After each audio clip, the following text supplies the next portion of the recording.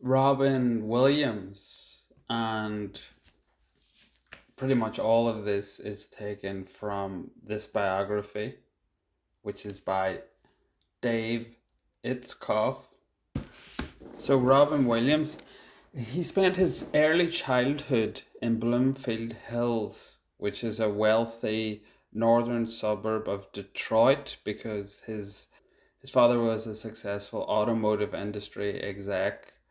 So Detroit was the place to be. And these were the boom years. This was the 50s and the 60s. So they were really churning out the cars and making money.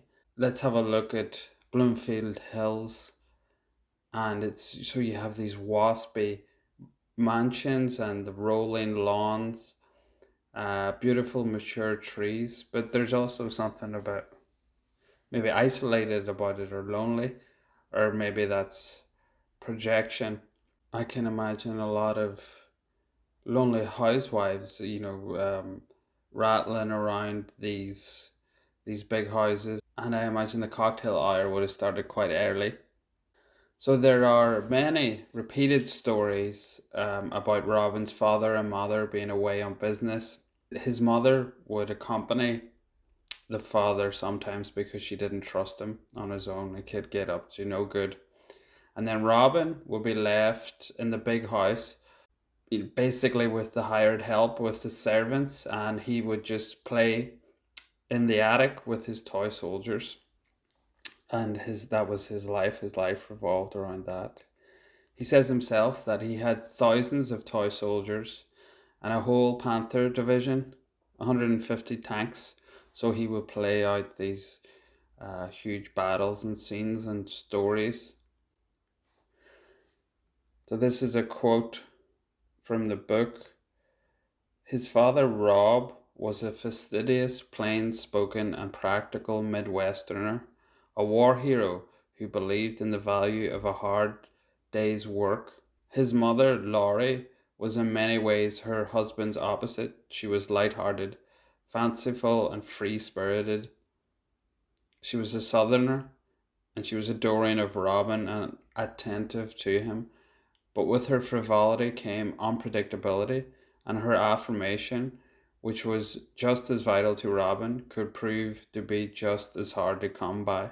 Robin's mom was often known as Punky, that was her nickname, and one of Robin's nicknames for his father was Lord Posh. Robin later acknowledged, he said, the craziness comes from my mother, the discipline comes from my dad, but in the melding of their traits, shortcomings, behaviors, they laid the foundation for a son whose life was filled with paradoxes and incongruities. When he was young, he spent an 8 year span in a state of perpetual transition. He attended six different schools. So we can think of John Cleese, who was another comic actor and writer who moved frequently as a child. The mother and father, Punky and Lord Posh, they had both married previously. So Robin had two half brothers, one from each previous marriage. So this was a complicated family situation. And with his father's demanding job, Robin is lonesome. But he bonds with his father while watching Jonathan Winters. So immediately comedy is important. And he would try to make his mother laugh to please her. He said, I try to find things to make her laugh, doing voices or anything that would get attention. He also said, by being entertaining, you make a connection with another person. So this is another quote from Robin. I started telling jokes in the seventh grade as a way to keep from getting the shit kicked out of me. So as a child, being funny becomes a way of endearing himself to his parents, but also of disarming bullies at school. So here's a strange, funny anecdote from the book. In 1968, the family moved to California because his father had quit the car business and he was off to do something else. He was fed up. And they moved to Tiburon, California. And nearing the end of their cross-country journey, their 17-year-old son, which is Robin, looked out the window to behold something he had never seen before, and it terrified him. A grey mist was tumbling down the hills and across the San Francisco Bay, and it was coming directly for his parents and him.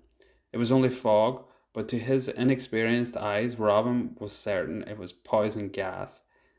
It scared the piss out of me, he said later. Strange anecdote.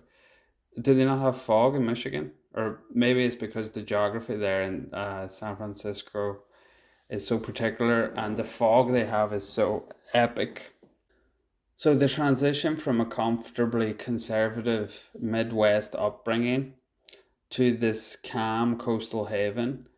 And remember, it's 1968, just a year after the Summer of Love. So it's full on progressive hippie San Francisco, lots of weed around. Regarding the move, Robin said, "It probably would have been easier for me to move to Mexico. I had total cultural shock." It's around this time when he got his first Hawaiian shirt, which was very important to him and very symbolic of this new wildness and freedom that he found there. Later in his career, he would often wear Hawaiian shirts when he was performing. So Robin went to college, but he dropped out to pursue acting and then improv and comedy. Acting success led to a full scholarship at Juilliard in New York.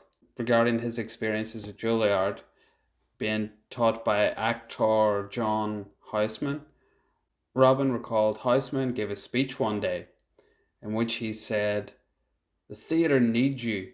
Do not be tempted by television or the movies. The theatre needs new blood, plasma." And then a week later, we saw him in a Volvo commercial.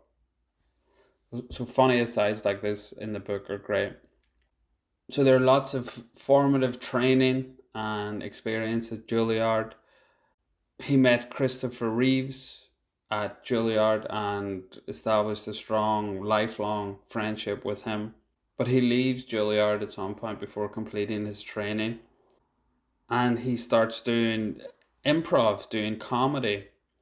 And his performances are really shocking, brilliant, like a kick in the stomach kind of stuff, because he's so good and so energetic, and he has all these impressions and these characters, and there's a variety of voices that he's doing, and he's a great mimic, and he would make you think of Peter Sellers.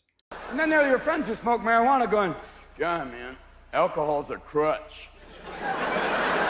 Really? Really, Captain Herbalife? Really? God. You just macrameed your ass into the couch and you're giving me shit? Come on. Remember when you get so stoned you can actually see a fly in space going, And when you get stoned, your discretion goes out the window. You could be eating kitty litter going, "This is crunchy, man." And this horrible thing is people who get stoned try and get their animals stoned to make them feel better. It's not bad enough that you proved that Darwin was wrong. You're going to take the whole family with you. There's your dog going, "Please don't do this to me. I've just learned to lick my own genitals. Leave me alone. Don't do this to me." Dana Carvey, who is a bit younger than him, but they are both from the Bay Area. So he says, this is a quote from the book, "The fourth guy blew the room away, and it was Robin." Carvey recalled. Carvey said that Robin's performance was just so free form, it was amazing. And that he didn't need a microphone, he didn't need any amplification. This is from his acting training, he could just project his voice. Carvey also said that he had kind of this strange British accent, which he kind of did. He had this very kind of remarkable kind of mid-Atlantic accent. So we also have to talk about drugs in San Francisco at this time. So cocaine had taken up residence in San Francisco's booming nightlife scene.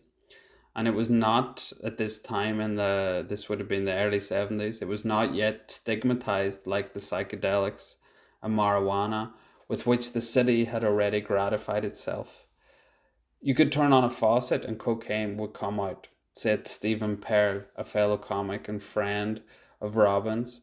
It was everywhere. We were having fun, we were locally famous, we were making money. So, the success in stand up in San Francisco led to a move to LA. So, after moving to LA, he was performing stand up, and the program for his show contained one of his first professional biographies, which is typical of Robin's humor. He describes himself as follows: Robin Williams, born in Chicago, eventually moved to San Francisco where he discovered his imagination and women. He graduated high school most funny and least likely to succeed. To avoid terminal mellowness, Robin left Paradise to study in New York at the Juilliard School of Drama. After 3 years, he returned to San Francisco to begin a career in the legalized insanity of stand up comedy. The rest is history. His hobbies are swimming, cross country running, and bondage. David Letterman saw him perform. Letterman said, Robin comes in, and my memory of him is that he actually flew. He flew in. The energy that he had gave one the impression that he was levitating. He seemed to be hovering above the stage. George and I would discuss Robin Williams endlessly. Like, what did we just see? How did he do it? And then we would ask ourselves, should we leave the business? So this David Letterman quote is a good one. It's an example, a good example of how other comedians saw him at the time. His stand-up performances, he really kind of just destroyed rooms, really killed, really blew everyone else away. For other comedians, it was more like a magic trick, like he was an illusionist. They were like, "What? How has he done this? What has he done?" That it was so different from what they were doing. It wasn't just setup and punchline. It was this whole Houdini experience thing. Billy Crystal said of his stand up in this period, it was electric, and we all just sat there and went, oh my god. Crystal later recalled it was like trying to catch a comet with a baseball glove. Crystal also said, the closest I could make it was Jonathan Winters, but it was at warp speed. And he could say things that weren't really funny sometimes, but there was a commitment to the mania that the crowd would go nuts for it. Throughout his career, but particularly during this time, people were in awe of Robin's energy and his charisma, and he really seemed to have a magnetic personality. It's a bit basic to say this, but fundamentally, Robin was a rich boy who went to Juilliard, but he was never a snob and he was never pretentious or pseudo intellectual. In fact, he was really good at deflating highbrow or high culture for comic effect. In the early LA shows, he would say, now a reading from Two Gentlemen of Santa Monica, also known as You Lick It. Then, while his ecstatic audience was still recovering, he hit them with another punch to the gut. Hark! The moon, like a testicle, it hangs low in the sky. Later in his first comedy record, Robin would do similar bits, like, for example, Truman Capote as a first grader offering a savage assessment of the book See Dick Run, or Goldilocks and the Three Bears as told by William F. Buckley, who was a well-known intellectual at the time. Goldie, an Aryan stereotype, and Lox, a Jewish soul food, combined to form a bourgeois archetype, and so on. So he was quite intellectual. Seeing him on stage at this time, several comics noted that he was so fast with his references and reactions that he seemed to be just running on nerve impulses, on instincts. There was no intellect there. It was all reflex. All the buzz around him and this kind of the force of nature comic routine landed him eventually a spot on Happy Days. And then from that, he got his own sitcom, Mork and Mindy, and that was a hit. And then things just skyrocketed from there. In the early days of the sitcom Mork and Mindy, he would shoot during the day and do stand up and party and cavort and womanize at night. That takes a lot of energy. So how was he partying and then still working during the day? Well, cocaine played a part of that, and booze. Cocaine had already gained acceptance in Hollywood, earning a reputation as the champagne of drugs for its powerful but clean high without the apparatus of harder drugs like heroin. Cocaine was in the city's bloodstream and it was traded like currency. That's what Dave Itzkoff says in the book. Later in life, when Robin was open about his drug habit, he said that cocaine was so readily available to him that he never, well, almost never had to pay for it. How problematic this scene was would become apparent quite quickly. Firstly, when Freddie Prinze, a popular young comedian, killed himself in 1977, and that he killed himself only a week before he had performed at the inaugural ball for President Jimmy Carter and seemed to be on top of the world.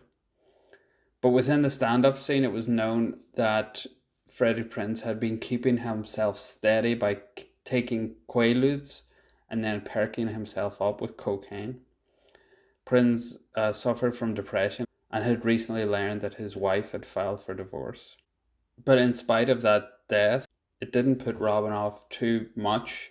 He continued with his kind of partying lifestyle. And a lot of people say that his appetite and his endurance that time far exceeded anyone else's. By his own admission, he lived like a vampire.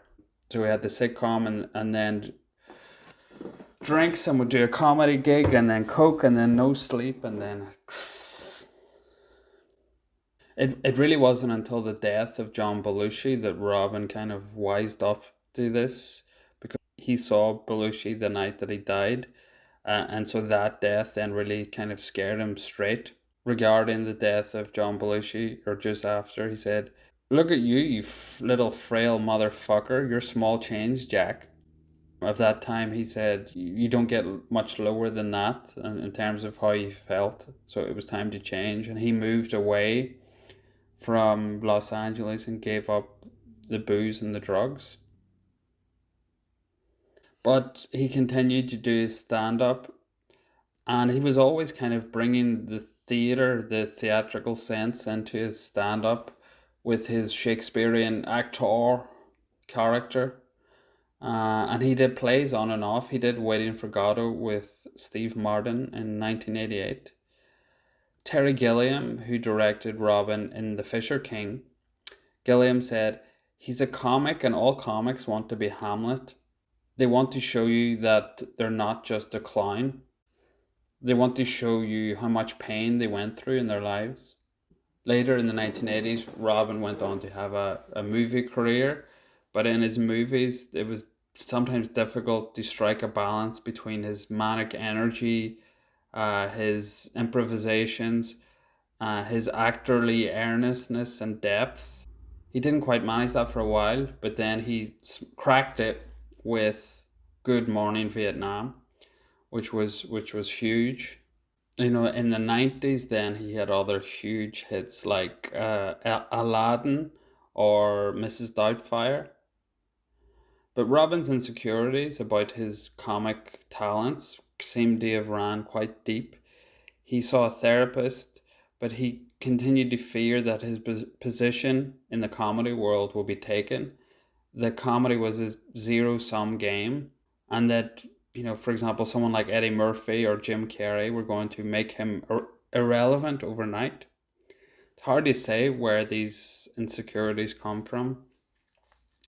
Humor brought him close to his parents, saved him at school, saved him at Juilliard.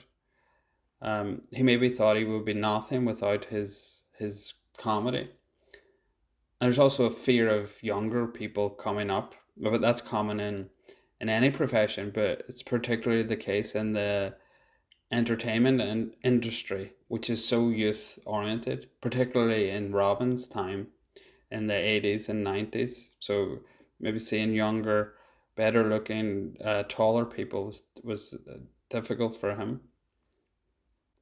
So, in spite of all these fears and insecurities, he went on to have a monster movie career. And in the 90s, with, as I said before, movies like Mrs. Doubtfire and Hook, he kind of became America's dad for a while, or as he would put it, Father Man. So Williams was sober for a long time. He was so busy in the 90s with work and family that you could argue that he never had time for a vice. But in the aughts, he wasn't being cast in huge Hollywood movies anymore, or certainly not as much. And this pained him totally irrationally. It hurt him. So from here on in, it gets quite tragic and poignant. Just a warning. So during the filming of the 2005 movie The Big White in Skagway, Alaska, having nothing but time and empty space to contemplate, Robin retreated into an unhealthy obsession with his own resume, revisiting loss after loss. My film career was not doing too well, he later recalled. I walked into his store and saw a little bottle of Jack Daniels. He took that first sip and he said, "You feel warm and kind of wonderful." And then the next thing you know, it's a problem. Within a week, I was buying so many bottles, I sounded like a wind chime walking down the street. His longtime friend, Christopher Reeves, had died in 2004. His idol, Richard Pryor, died in 2005. It would have been easy and understandable for Robin to say that this had driven him back to drinking, but he denied that this was the case. It's more selfish now, it's just literally being afraid, and you think, oh, this will ease the fear. And his list of fears consisted of one single entry: everything. So this quote is regarding Robin's mother, Laurie. So I'm quoting the book here. Looking back on her childhood, she would recognize a strain of alcoholism that ran through her family, which made her mother volatile and her own life unstable growing up. Laurie said, "I never knew when I woke up each day whether I was going to be Queen of the May or Orphan Annie." Her natural father, too, had a drinking problem. "If you can't handle it, just stay away from it. It's poison for our family," she said. For Robin, there was an intervention around 2005, but it had already, his drinking had already done a lot of damage. His second wife and father of two of his children, Marcia Garces Williams, the revelation of his relapse poisoned their marriage and caused Marcia to question everything she knew and took for granted about him. If he could lie about drinking, what else could he lie to her about? So Marcia and Robin split up in 2007. Starting in October 2013, Robin began to experience a series of physical ailments, um, varying in their severity and seemingly unconnected to one another. He had stomach cramps, indigestion, constipation, trouble seeing, trouble sleeping, tremors in his left arm. He had diminished range of motion. He was stooped at times, and sometimes he simply seemed to freeze where he stood. So, this is a quote from Pam Dauber, his former co star on Mork and Mindy. Pam, reflecting on her work on a walk on role on the show The Crazy Ones with Robin. This is around 2013. She said, "Robin was sweet and wonderful and loving and sensitive, but I would come home to my husband and say, there's something wrong. He's flat. He's lost his spark.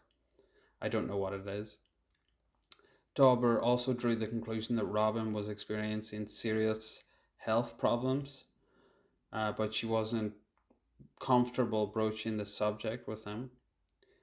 Robin was eventually diagnosed with Parkinson's, but he was kind of misdiagnosed. In fact, he had Lewy body dementia, which wasn't diagnosed until after his death from suicide in 2014. Lewy body dementia is caused by a buildup of certain proteins in the brain. Its symptoms include depression, anxiety, confusion, hallucinations. The list of symptoms goes on, and it must have been really terrible for him. Regarding the time when Williams would have been suffering from Lewy body dementia, Billy Crystal said, "Think of it this way: the speed at which the comedy came is the speed at which the terrors came, the psychosis, hallucinations. The terror coming at the speed his comedy came, or maybe even faster. I can't imagine living like that." But we continue to remember Robin and to recognize his talent and his humanity.